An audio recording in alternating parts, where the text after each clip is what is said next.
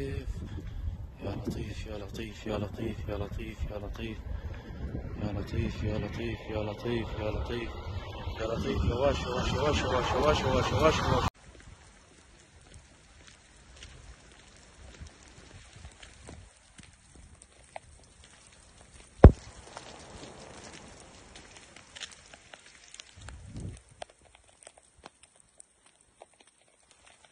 2 metreye yakın yarıklar oluşmuş.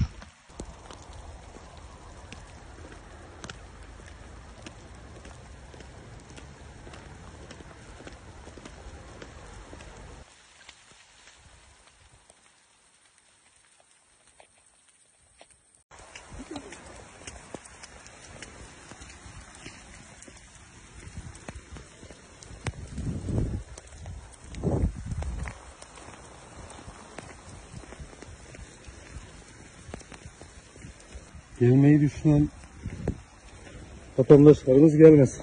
Yol bu durumda.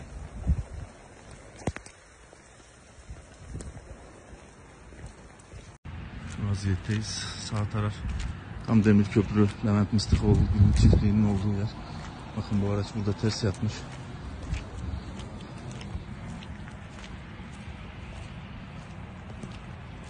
İçerideki ilerisi Demirköprü.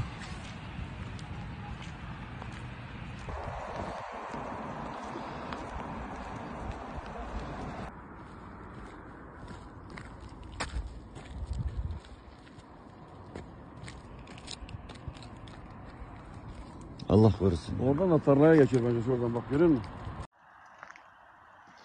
طريق أنطاكيا الريحانية.